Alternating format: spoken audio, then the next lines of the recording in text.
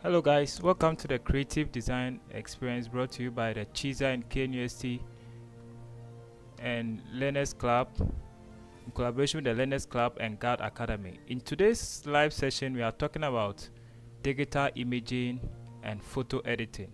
We are introducing you to a whole new world where we are editing our photos before designing or using for our social media flyers. So if you are watching us, wherever you are watching us from, please invite your friend, invite someone to join us. My name is Isaac Onuma, and I'll be taking you to an exciting session today. We'll be talking about how to edit your photos. Even if you take with your iPhone, with your Samsung, with your Android phone, or even with a professional camera, you can use these techniques to edit your photo professionally for your post or even for social media graphic works. So stay in tune. If you have a comment, if you have a question, leave in a comment below. Let us hear from you. Give us a shout out, give us a message in the chat, and then we'll attend to you. And as you are listening, please pay attention and invite your friend. If you have a question, we'll attend to it quickly as we begin.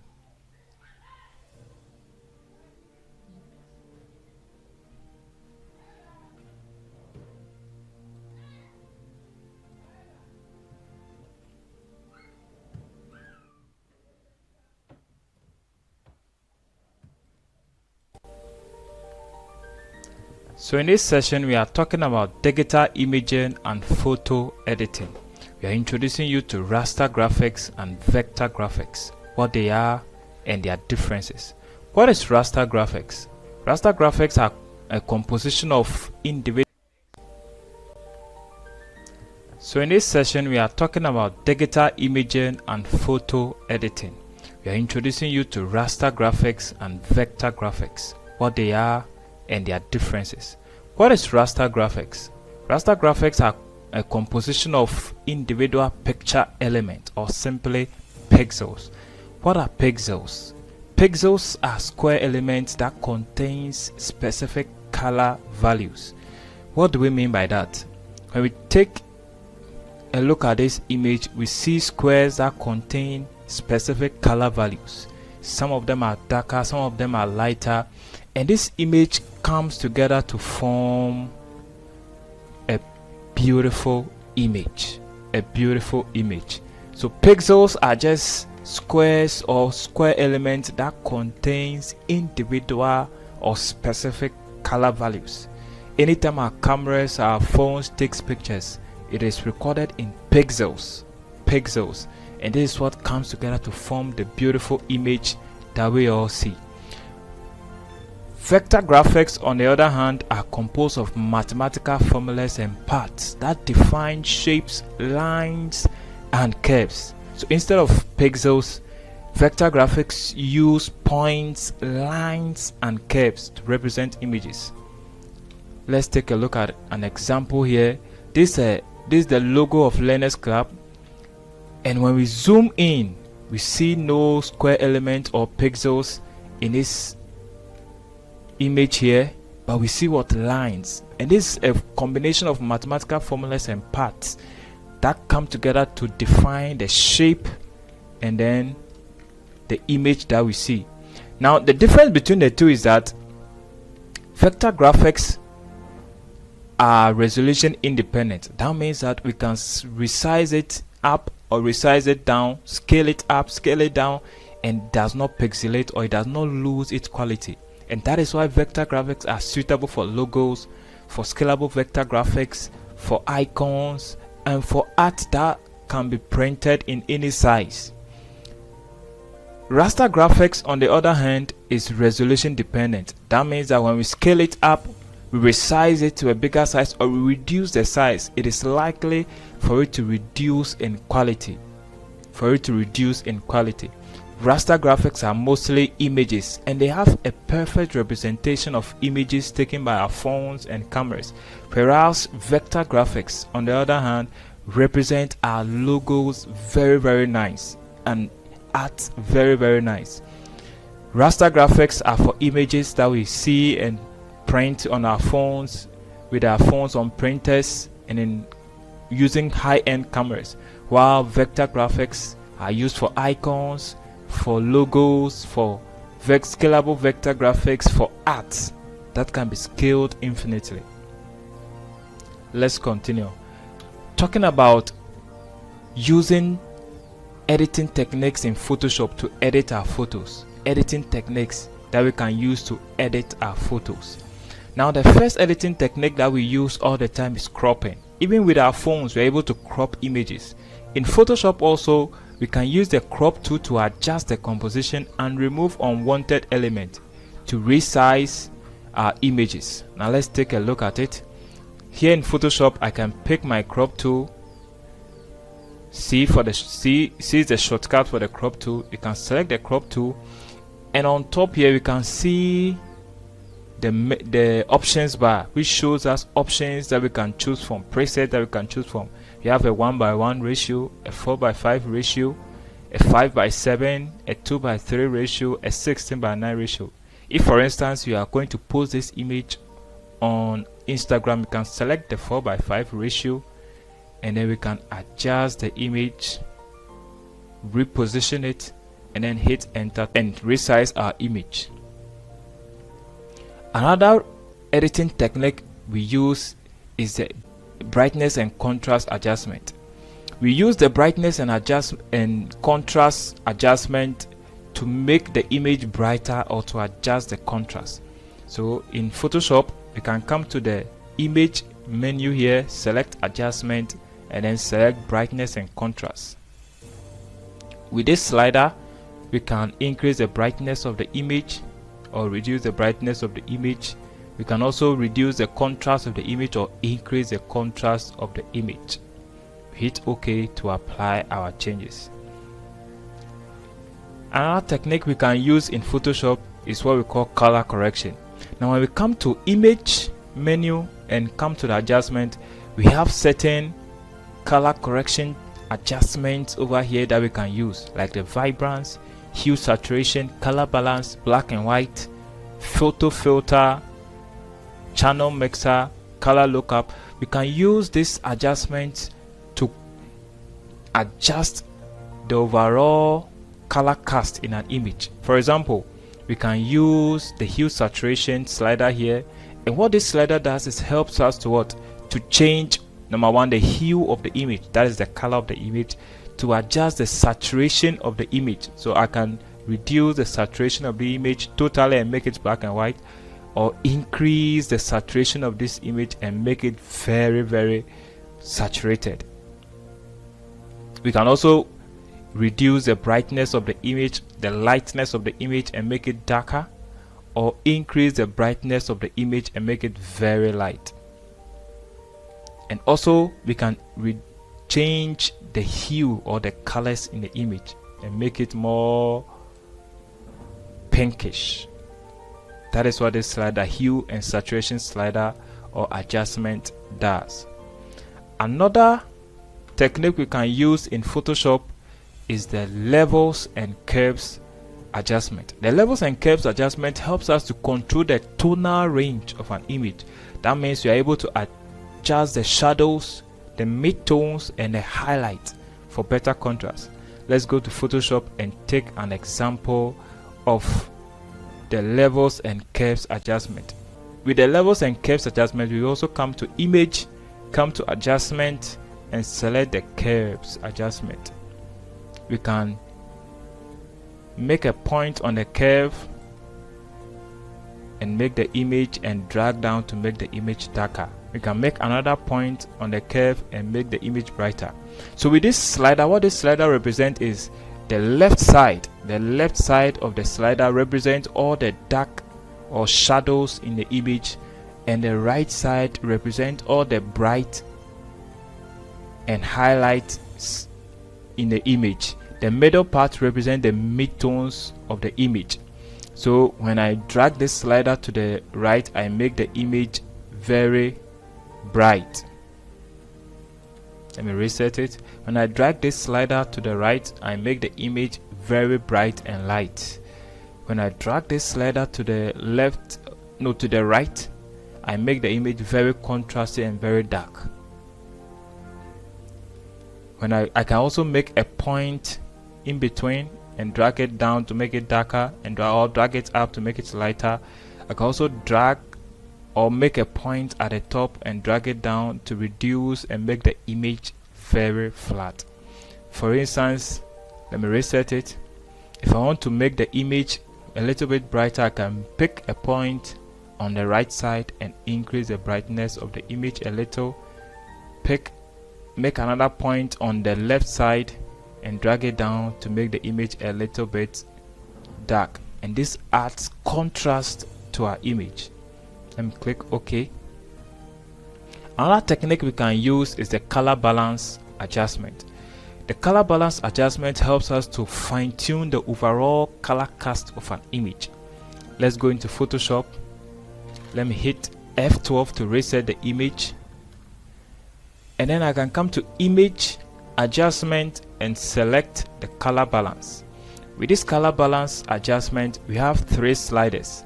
Now these sliders have opposite colors. So cyan, the opposite is red; magenta, the opposite is green; yellow, the opposite of is blue, or the reverse. Red, the opposite is cyan; green, the opposite is magenta; and blue, the opposite is yellow. So with this, I can decide to target the shadows or target the midtones or the highlight. For instance, if I want to target the shadows, I can click on the shadows here and add a little blue. So I drag the slider to the right and I add a little blues to the shadows. I can target the highlight and add a little red to the highlight to make it a little bit brighter and warm.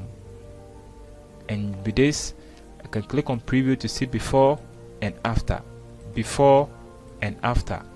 and that is how we use the color balance. It is a technique we use to add color and to make or adjust the overall color cast in an image. Another technique we can use is the clone stamp and healing brush. What the clone stamp tool does is allows us to copy pixels from one area of the image to another and to remove imperfections or to duplicate certain part of the image. Let's take a look at it. For instance, in this case, I can pick the clone stamp tool from here. If you right click on it, you see there are 2 clone stamp tools here. I can select the clone stamp tool, which is the first one, and then with my left and right bracket keys, with the left I can reduce the brush size, with the right bracket key I can increase the brush size. So with this, I can duplicate the eye or the pixels in the eye over here. I click. So to select a portion to duplicate, you hold Alt and then you click on the one point, or you click on a particular part that you want to duplicate, and then you move to another portion to paste those pixels. And when you start brushing, you see that you begin to replace the pixels on the cheeks with the pixels of the eyes. And that is how the clone stamp tool works. Let me undo. Another technique is the healing brush. Now with the healing brush, it helps us to correct or remove blemishes on the face of our images more naturally. So in this case, let's come to the spot healing brush and select the spot healing brush tool. J is the shortcut. You can select the spot healing brush, and then if you want to remove pimples or blemishes on the face of your image, you can just click and brush over the pore or the blemish, and Photoshop will remove it for you. You can click another portion, Photoshop will clean the blemish. You can click and drag on another portion and Photoshop corrects that portion for you. It is very nice. We'll use it practically when we begin to retouch a sample image. Another technique we can use is the sharpening technique. Now with the sharpening technique, we apply it to our images to make our image sharper or to increase clarity in our work. How do we sharpen our images? One of the easiest way we sharpen our images is first in the layers panel, we right click and we duplicate the layer. You click OK. Now you come to filter sharpen, and you select on sharp mask. Now with the on sharp mask dialog box, you have 3 sliders. You have the amount, the radius, and the threshold. The amount basically increases the intensity of your sharpening effect. The radius selects the textures to sharpen, and then the threshold is how effective the sharpening is. So with the threshold, I'll keep it at 1. With my radius, I can increase it to 1.5, and then amount, I can crank it up, and then the image becomes very sharp. I'll zoom in for you to see. Now, because normally I wouldn't sharpen my image like that, but for demonstration's sake, I'm increasing it to 500 just for you to see the difference. When I zoom in a little bit, I can hide the layer and you see the before. I can reveal the layer and you see after. So that is how we sharpen. You come to filter, sharpen, and select on sharp mask to sharpen your image. Now, one of the techniques we use to edit our photos is by adding filters to it. Now we can experiment with various filters like the Gaussian blur, the motion blur, or filter gallery to create artistic effect. What do we mean by that? When we come to the menu bar, we can select filter, and we have a lot of filters we can use. Like in the blur section, we have the Gaussian blur, the lens blur, the motion blur. We can apply all these filters to our images to add effect. You can also come to the blur gallery, and we have different filters or blur options that we can use over here. For instance, we can apply field blur to this image, and with the field blur, it selects a particular field that you can blur. So let me create a field here, let me create another field here, another field here, and one more field here.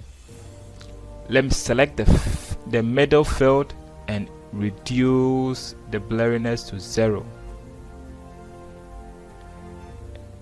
With the other points, the blurriness I can increase to 20. Select the next one, increase the blurriness to 20. Select the next one, increase the blurriness to 20. Select the last one and increase the blurriness to 20. So what this effect does is that the portions or the fields that I've selected, the 4 corners, becomes blur, and then the middle points that I've reduced the blur to 0 becomes sharp. So you see that the edges of the image becomes blur, and then the focus is on the center of the image. This helps us to add depth to our image when we are editing. So it's a technique we apply to add depth when we are editing or retouching our images. I can click OK to apply the image. So when I hide the layer, you see before and after. Very nice. So the next thing we'll talk about is enhancing images, retouching, and color corrections. So for those of you who want to enhance your images, want to do retouching for an image before you use it for your designs, or simply you want to retouch your own images and color correct them, we have a whole process that we're going to talk about that will help you to retouch your image, right from camera raw to frequency separation to cropping and to color adjustment and to eyes and teeth whitening. We do all this to retouch our image. Let's go into Photoshop and begin the process. Now here is the sample image I retouched before this session, and when I hide all the other layers and reveal the first layer, you see the before, and then when I reveal the other, adjust the other layers, you see the after. Very neat. So how do we go through this process? First, you need to sample, or you need to get your image that you are going to use for editing. And for this case, I have my image here.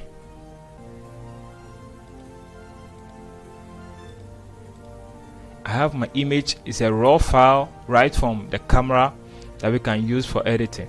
Now for those of you who may not have a raw file, or you may not have a camera to take raw images, you can use your normal JPEGs. For my raw file, when I click and drag it into Photoshop, it opens directly in camera raw. Now, what is Adobe Camera Raw?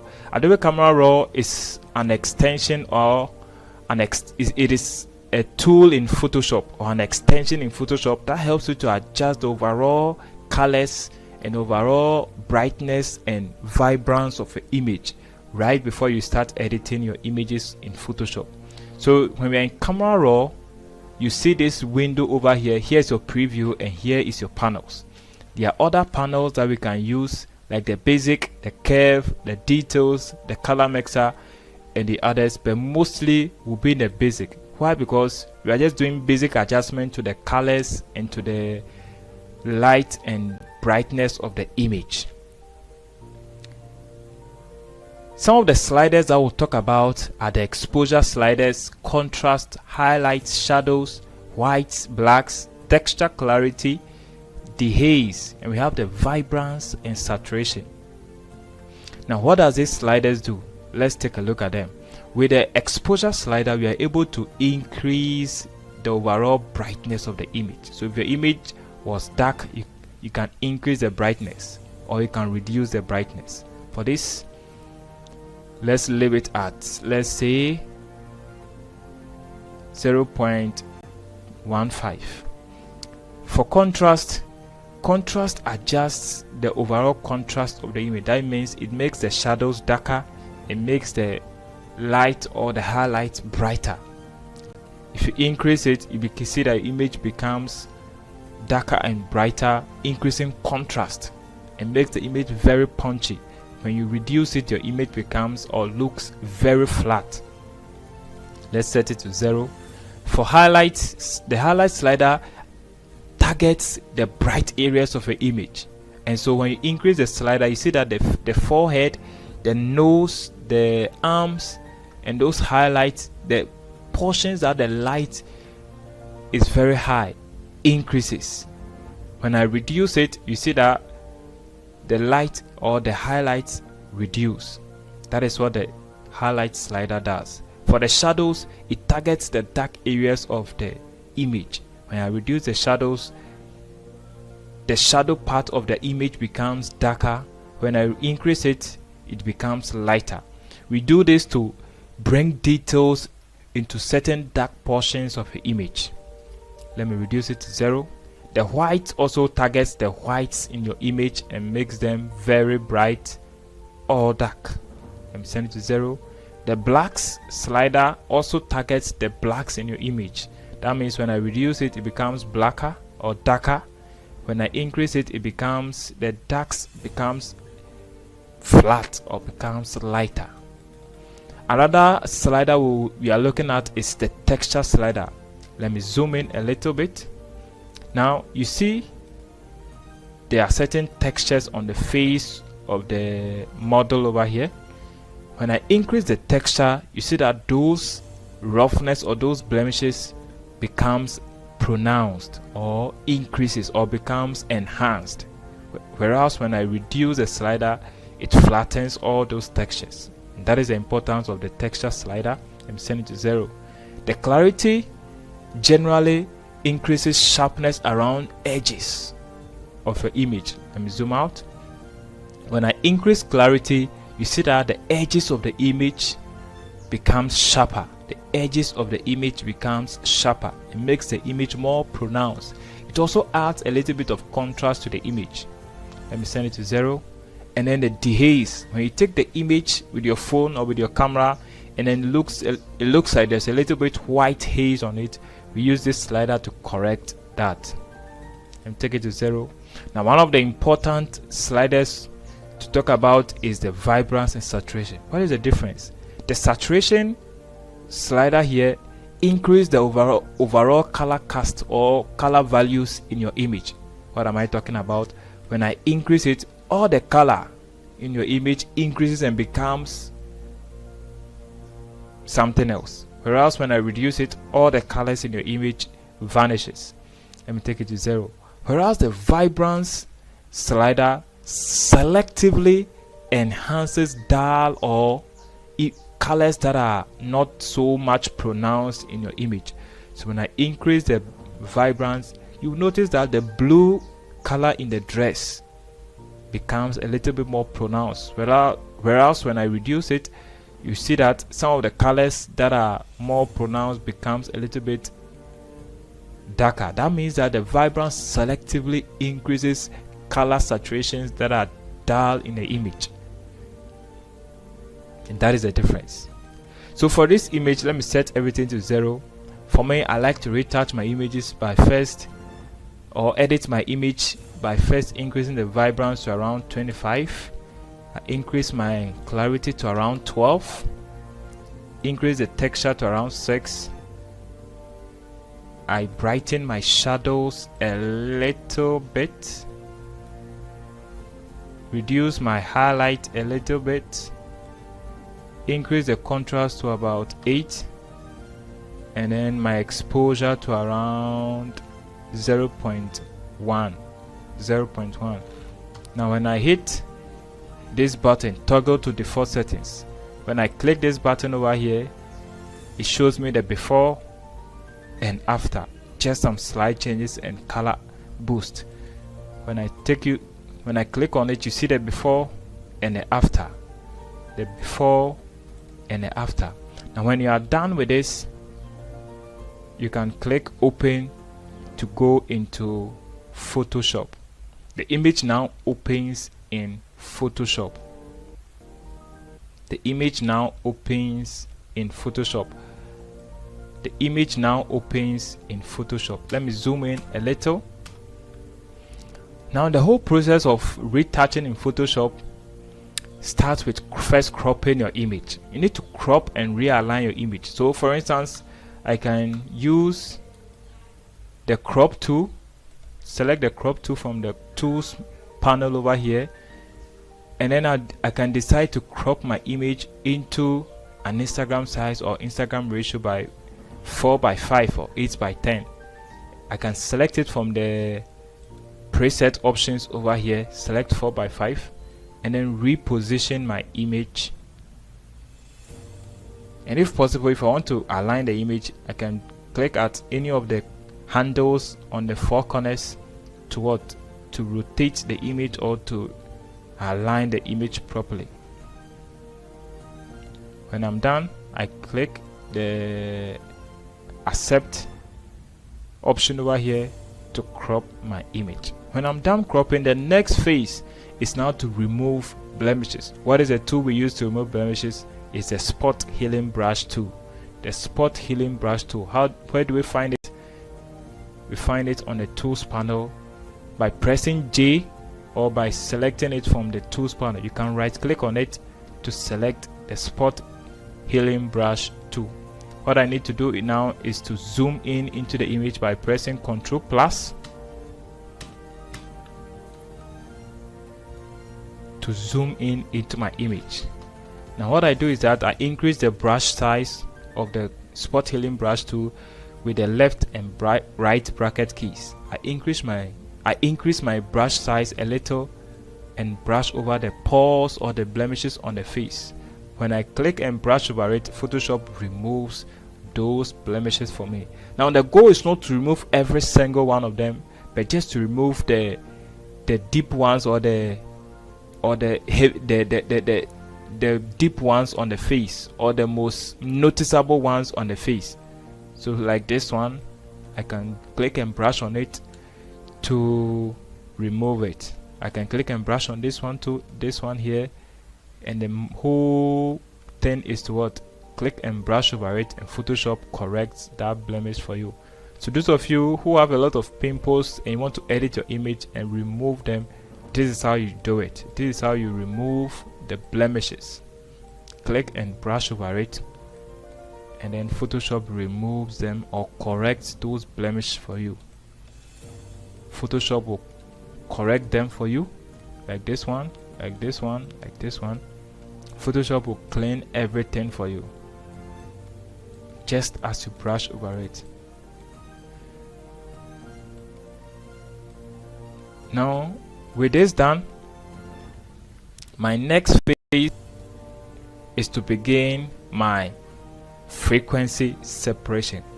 Now what is frequency separation? Frequency separation is the art of separating your image into high frequency and low frequency, or into texture and color. This technique basically does only two things. It first divides your image into two. It separates the image textures onto one layer and separates the image color or the colors in your image onto another layer. For instance, when I zoom in, you see that there's some roughness on the face of the image, and then there are colors too on the face of the image. Photoshop will separate, this technique will separate the textures in the face onto one layer, and then the colors in the image onto another layer. Let's learn how this technique works.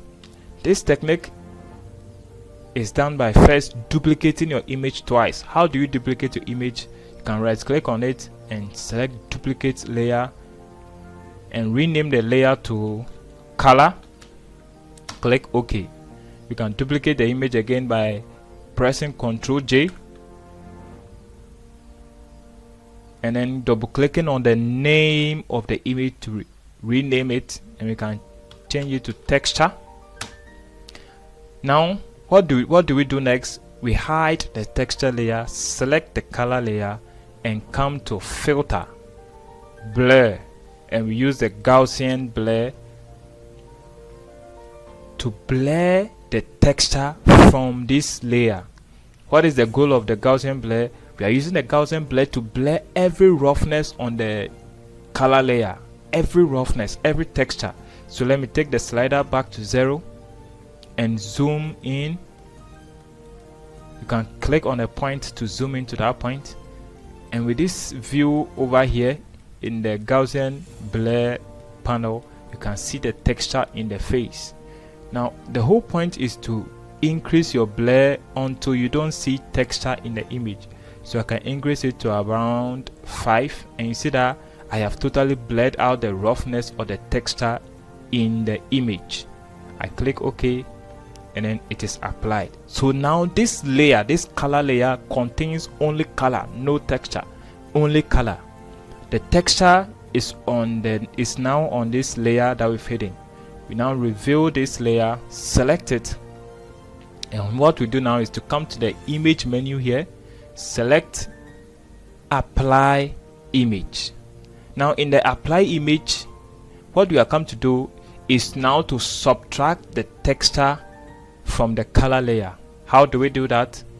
We select the layer that we are come to subtract from, we select color, and then what do we do next? We select subtract. We click on blending and select subtract. Now when subtract is selected, make sure that your scale, your opacity is 100%, your scale is 2. Because why 2? Because we want to totally subtract the texture from the color layer, and set your offset to 128. Make sure your offset is 128, your scale is 2, your blending mode is subtract, and make sure your target layer or your layer you are subtracting from is the color layer. Select it and set the color layer. Notice that we have the background layer, we have the texture layer, but what we want is the color layer, the layer we've named color. You select it over here and then you click OK. Now on this layer, the texture layer, you only see on what? The textures in the image. You only see only the textures in the image. So now how do we get rid of the grays we see? We change the blend mode of the texture layer from normal to linear light. From normal to linear light. Now when we group both layers by selecting the first layer, holding shift and selecting the color layer, we can drag both of them into the folder icon here to group them and rename them to frequency separation layer. This folder is called frequency separation. Now when we hide and reveal it, we don't see any difference. Why? Because when we reveal the folder, it is the same background layer or the same image that we've divided into two, into the texture and the color layer. So we've done basically nothing to the image. What we've done is to separate the image into color which contains all the colors of the image, and texture, which only contains all the textures in the image. Now what do we do next? Next thing we do is to create an empty layer in between the texture and the color. We create an empty layer by clicking on the plus button over here to create a new layer. And what do we do next? We select the texture layer and hide it, and then select the empty layer back again. We now go to the tools panel and make sure we select the mixer brush. Right click on the brush tool and go down to select the mixer brush tool. The mixer brush tool helps us to blend or smoothen the image very nicely. Now notice the settings that we are going to use for the mixer brush. Make sure that this button called load brush after each stroke is turned off. By default it will be on. You need to turn it off, and then make sure the clean brush after each stroke is turned on. Make sure it is turned on. You can keep your wetness from 1 to, let's say, 5. Your wetness is how wet your brush will be, so I like to keep mine at 4. You can keep yours at 1, you can keep yours at 4, but don't increase it too much because it might make your image very cartoony. Leave your load to the default 75. Leave your mix option to default 90, but your flow is how much of the effect you will see on the image. You can increase it to see more of the effect on the image, or you can reduce it to see less of the effect. I like to keep mine at 40. You can keep yours at 30 or 40 or even 50. Another option to make sure that it is checked on is the sample or layers. Make sure that your sample or layers is checked. If you've done these settings, you can now come to your image, and then what do? You begin to brush. So let's increase our brush size by using the right bracket key to increase our brush size. Now you begin brushing by what? Following the shape of the face. So we start from the eyes, normally start from the forehead, and I brush in the direction of the face. So as I brush, you see that I'm beginning to smooth out what? The color layer. Now I am brushing on an empty layer, and that is why I've made sure that the sample all layers is what? Selected. And when I'm brushing, you notice that I am mixing or blending the colors of the image, and I'm making it smooth, making it more smooth. So I begin to brush in the shape of the forehead. You notice that I follow the shape of the face so that I don't mess up the person's normal shape or the person's features. If you brush in a different way, or you brush in opposite direction to the person's face, you see that you change the shape of the person's face. You change it, you mix things up. And so for instance, at the cheeks like this, I brush in a diagonal way. I follow the shape of the cheeks, and I brush in that manner, just towards smoothing the colors in that portion of the image. I follow the shape.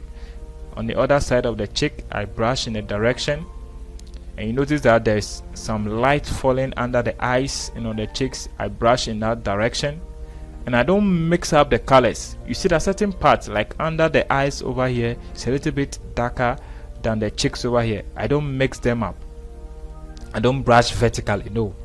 You brush in the direction of the face to smoothen it out. You come to the eyebrows, you can brush in that direction and make sure that you follow the shape. On the nose, you follow the shape. On the cheeks again, and you can brush over. Because I've reduced my flow to 40%, I'm able to brush on it multiple times before I see the effect, and that helps me not to mess the brushing up. So it's advisable to reduce your flow so that you can do it multiple times before you see the effect. If you should do it once and then the thing becomes too much, it becomes difficult to control. So let's brush over the mouth area, and then brush over the cheeks again, the jawline, And then I can zoom out a little bit by pressing Ctrl minus, and then begin to brush on the hands and begin to, so you notice that anytime I move to a larger place, I increase the brush size a little bit, just so that I can brush more effectively. If it should be very small, I need to brush a lot before I cover an area. So I increase the brush size so that I can brush very fast. Some of you, if it's your first time, you need to take your time to master the art of brushing. It's because I have done it for a long time, so I'm able to brush very fast. But some of you, you need to take your time and learn the process. It's an art. You need to learn the process and master the process of brushing. So I follow the shape of the hands and brush in the direction of the hands like this. I come to the neck area, I follow the shape of the neck, I brush in that direction. I can begin to brush on the chest area and then follow the direction and smoothen out all the roughness on the color layer. When I'm done, I need to come to my layers and reveal my texture layer. When I reveal my texture layer and zoom in, let me show you the before and after. Let me hide the whole frequency separation folder. This is before and this is after. This is before and this is after. So if you should take your time, you see that you'll be able to smoothen out the roughness on the face and still maintain the texture on the image. And sometimes when the texture is not too smooth for you, you can select the texture and come for the clone stamp tool. Remember we talked about the clone stamp tool. You have come to now duplicate some textures. So you select the clone stamp tool, you can right click on it, select the clone stamp tool over here, and make sure that on the options bar over here, make sure that your sample is selected to current layer, not current and below, not all layers. You select current layer because we want to sample the textures on this texture layer. I will zoom in a little bit, and what you do is that I hold Alt and sample an area. So this area is the texture here is nice for me, and then I can replace it with the texture on this side, So what I'll do is that the textures that don't appear well, like here, I can select a nicer area, sample a nicer area, and replace the rough texture with a sampled area. When I check this side too, I see that there are some textures that are not appearing well on the mouth over here. I can sample another area here. I can sample another area here and brush over it to correct it. I can sample another texture here and brush over this. I can sample another texture over here and replace with this. I can sample another texture over here and replace this part. Now under the eye bag over there, I can also correct the textures over there by selecting a nicer portion. By holding Alt, select a better texture and then nicely brush to replace it over here.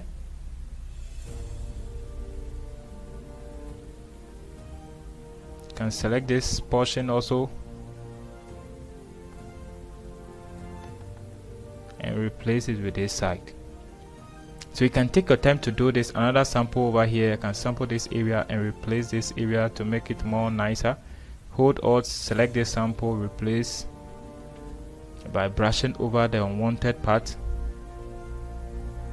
And when I'm done, I can zoom out, hide the frequency separation folder and see before and after.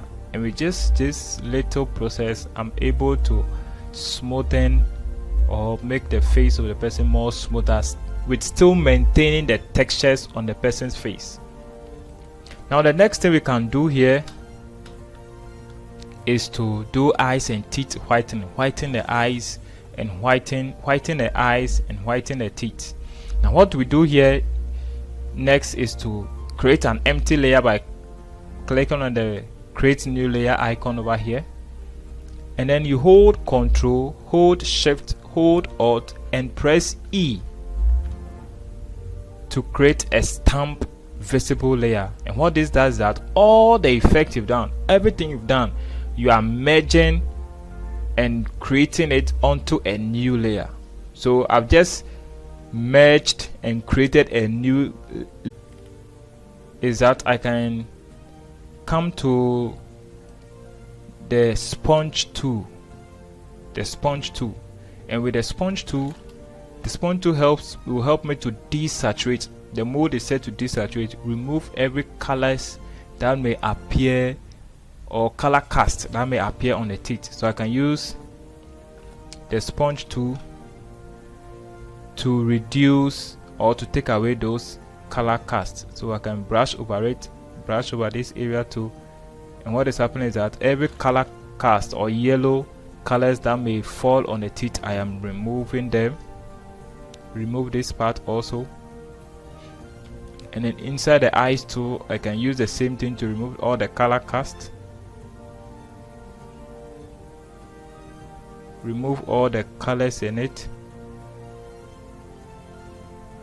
Simply brush over the white part of the eye to remove it. And then what I'll do next is come to the layers panel, and beneath we have the adjustment button over here. Adjustment button. It is a white half circle, a circle which is divided into two. So I can click on it to open my adjustment and select the curves. Remember the curves adjustment tool. What we are going to do here is to create a point in the middle and just increase it, and just increase the brightness. But we don't want the whole image to be affected, every other part to be affected.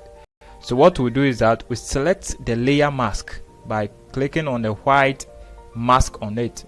This is a mask, this is the adjustment layer itself.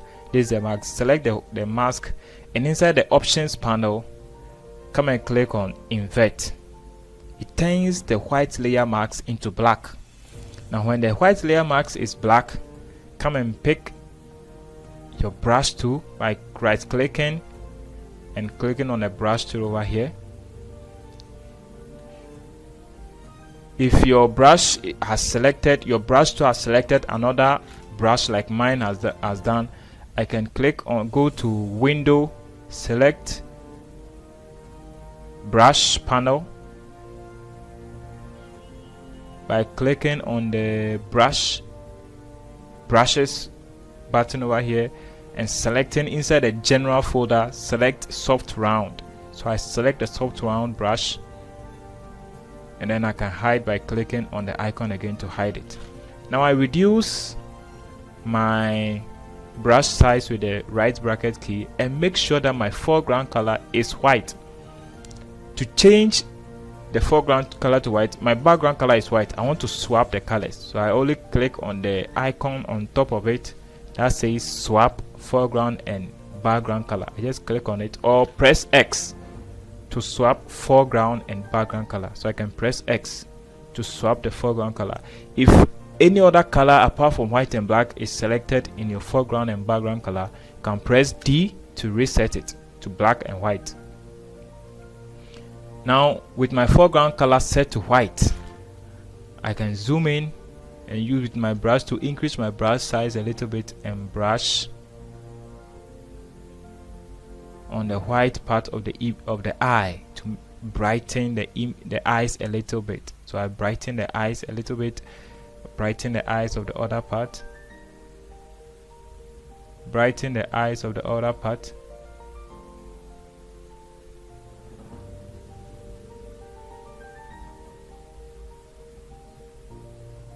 Brighten the eyes of the other part. Come to the teeth and also brighten it a little bit.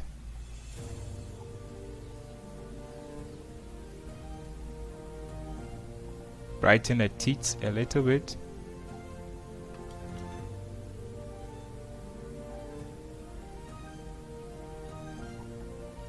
Now I can zoom out a little bit. This is a before, this is after. I just brighten the eyes a little bit. And this is how we do the eyes and teeth whitening. Let me just zoom out a little bit. Now the next thing we are going to do is to sharpen the image. And how do we sharpen the image? Just as we learned, we can create a new layer, create an empty layer, and then the shortcut again is Control Shift Alt E, and this creates a stamp visible layer. It merges all the effect we've done and create it onto a new layer for us. So all the effect we've done onto the eyes and teeth portion with what merge it onto a new layer. And then what we'll do next is come to Filter, Sharpen, and select the Unsharp Mask. And with this we have three sliders: the amount, the radius, and the threshold. For this I'll keep my radius to 2, keep my threshold at 1, and reduce the amount to like 40, or just for you to see it very clearly, I'll increase it to 50 and click OK.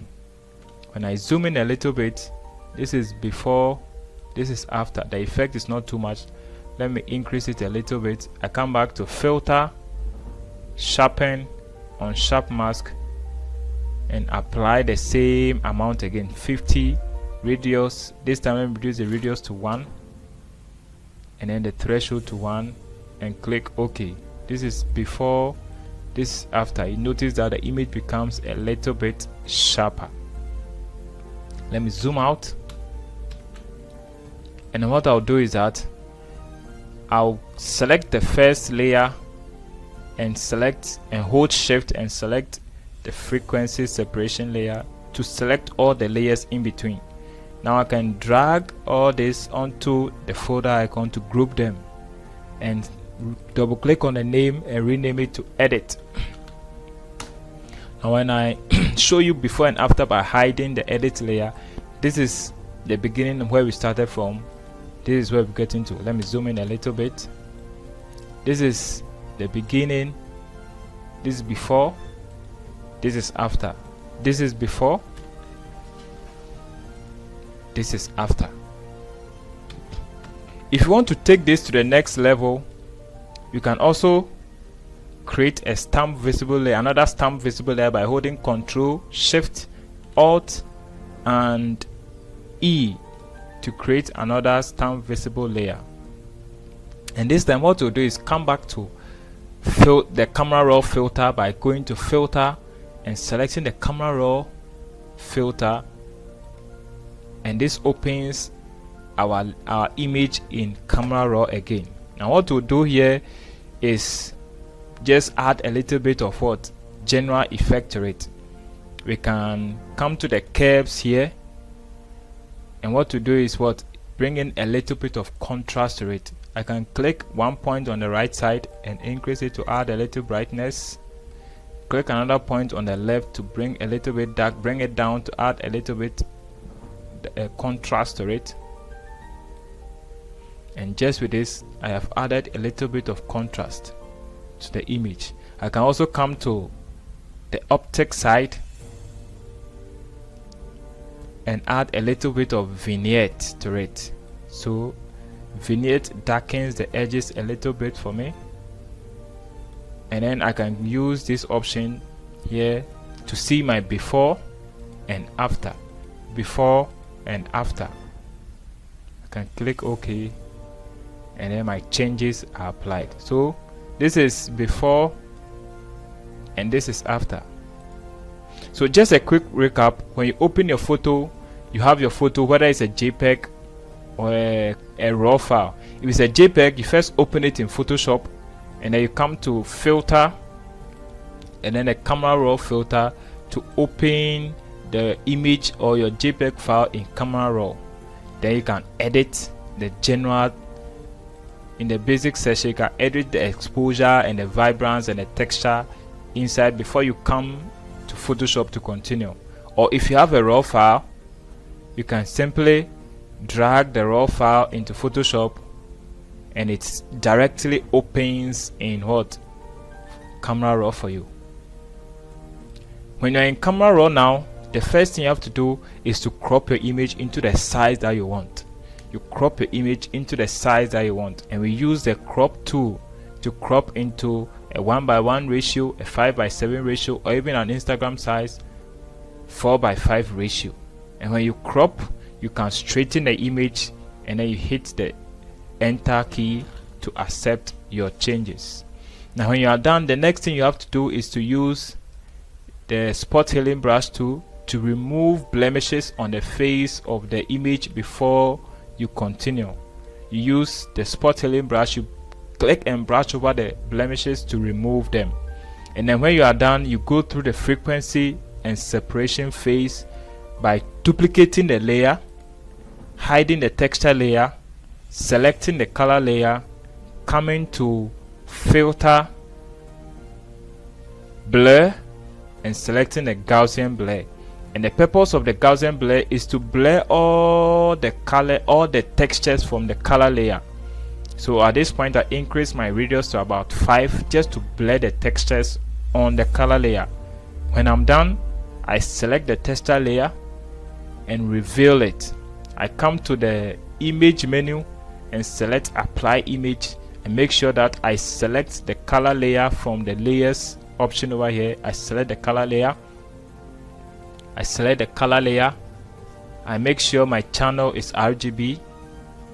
The blending mode is set to subtract. I keep my opacity at 100, my scale to 2, my offset to 128.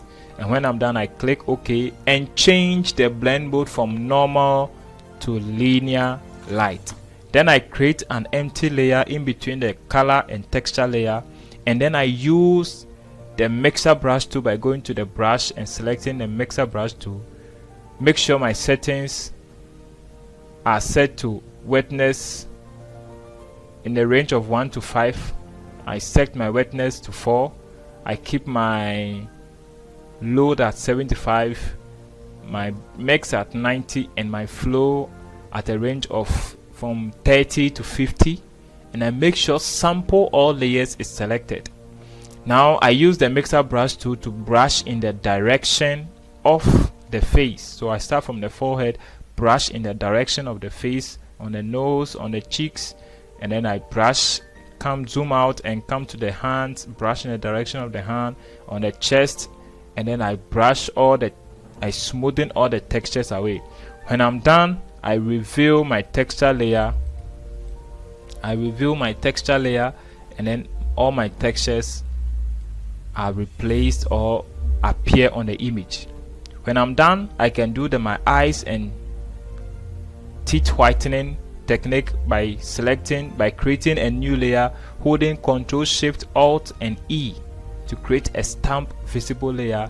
And then I use the sponge tool to remove all the shades or the color cast from the teeth, all the yellowiness and the color cast on the teeth and on the eyes. I remove all those colors from them, and then I create a curves adjustment layer by coming to the adjustment layer and selecting curves. When I select curves, I'm able to increase by creating a point in the middle and increasing the brightness. And when I'm done, I select the layer mask and invert it to black. When I invert it to black, I select my normal brush tool, make sure my foreground color is white, and then I paint and brush with white in the eyes and in the teeth to make the eyes and teeth a little bit brighter. And when you are done, you can take your image further by applying sharpening. You create a stamp visible layer, Ctrl Shift Alt E to create a stamp visible layer, and come to filter, sharpen, and use on sharp mask to sharpen your image. And when you are done, if you want to go further, you can create another stamp visible layer and apply the camera raw filter again on it, and then you can add a little bit of contrast and vibrance and effect to it. Now this, my friend, is the whole process of retouching. And if you take your time and do it properly, you realize that you become faster and more efficient, and you even learn more ways to make it faster and add effect. Another time we'll talk about other effects that we can add, like color lots. You can use the vibrance, and you can use the hue and saturation. You can add other effects, even edit the background, edit the shirt, edit the hair, edit the eyes, and other parts of the image. There's a whole lot, but these are the basics to retouching your image. So take note, retouching an image is a process, and it starts from camera raw, gets into Photoshop, you do your cropping, you do your frequency separation, and you can add other effects to it. So practice and you'll get better. Today we bring our session to an end here, and then if you have any other question, please leave in a comment and in the sections in the chat, WhatsApp chat below, and we'll address your question very promptly for you. Thank you for watching us. Thank you for being with us, and I hope you've learned something new. Thank you guys. I'll see you in our next session. Bye bye.